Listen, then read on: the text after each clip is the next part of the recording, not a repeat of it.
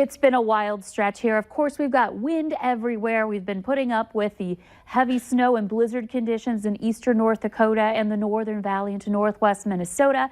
Fargo's had a mess of precipitation off and on, and over to the east, we've had more than an inch of rain in some areas. So this has been quite the system, and it's still raging out there. You can see we do have some flakes flying around here on our Storm Team Skycam in Fargo, and our camera's shaking just a little bit as that wind continues to blast. So this is going to continue into the afternoon, and road conditions are going to continue to be bad to worse as the wind picks up even a little bit more as we head into the afternoon hours. So checking out our road conditions, I just want to point out again where the major closures are. The Canadian border, I-29 down to Fargo, and then Fargo over to Bismarck. I-94, of course, closed. We've been reporting on Highway 2 from Devil's Lake to Grand Forks as well. And there are some other highway closures in eastern North Dakota, highways that have been deemed impassable because of drifts, as well as icy and difficult conditions. Into Minnesota, there are areas where no travel is advised, and also down into South Dakota too, beyond the state line, no travel advised,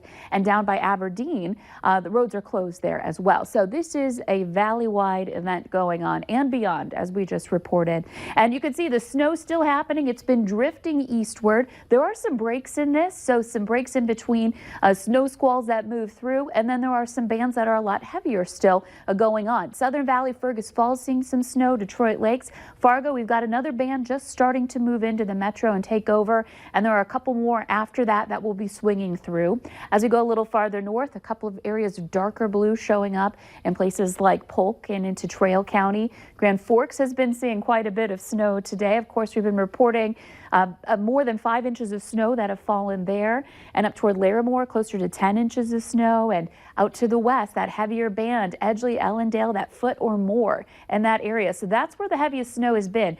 Just to the northwest of the Fargo-Moorhead metro area, where we've ended up in that transition zone we talked about would be possible yesterday, and that's exactly what happened. So overall, the system, the precipitation with it will be drifting eastward. We'll continue to see off and on snow and wind-driven snow. This is not going away anytime soon. We've got gusts into the 50s, 52 miles per hour in Grand Forks, Cooperstown 53 miles per hour, Oaks 58 right now, so getting close to that 60 mile per hour mark we warned you about with this system. Fargo's currently at 46 miles per hour. So regardless of whether you're dealing with snow or not, wind is certainly going to be a problem, getting to those extreme levels where we could have damage even without the snow. Of course, we just saw that billboard come down in Fargo without much snow going on. So it's something to take seriously. Visibility, again, very low. We've got blizzard conditions. Cooperstown, Oaks still stuck in the middle of that blizzard. Fargo, our visibility has been coming down. And again, in town, it might be okay for some areas. It's out of town where it deteriorates very quickly. That's even the case in the Fargo-Moorhead area where we haven't had as much snow.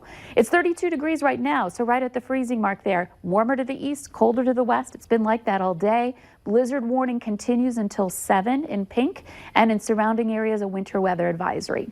So here's a look at your hour-by-hour planner. Scattered areas of snow continue into the afternoon. Notice how it does diminish as we get into the afternoon hours, but the wind stays strong. We're still looking at those winds gusting out of the northwest and into the 40s and 50s, and even potentially getting to 60. We could see that wind kick up just a little bit more here over the next few hours before it finally starts to wind down. So we're not out of the woods yet, and we won't be for some time. That snow ends. We still see that wind strong late tonight until it winds down into tomorrow morning, and we could start the cleanup process. We'll still have a little bit of a breeze, but nowhere near what we're dealing with today, with dry conditions and temperatures that are below freezing, by the way, which means all of that ponding we've been seeing, the slush, that all freezes right back up, leading to more icy slick spots, and all of that extra moisture we just got getting locked right into the basin here as we head into Friday and Saturday. We do eventually warm up back above freezing on St. Patrick's Day and beyond. So again, still dealing with this, and for some of us, it's actually getting a little bit worse right now. Yeah. So we're right in the heart of it, and please take those warnings seriously. Yeah, we just got, word earlier in the show from the Sargent County Sheriff's Office, and both Highway 11 and 13 are now impassable, and a lot of areas are blocked, and DOT has even pulled its plows. So traveling conditions are not good. Just stay home and stay warm. Just right? stay home, grab some cocoa, just stay put today. Exactly. Thank you, Lisa.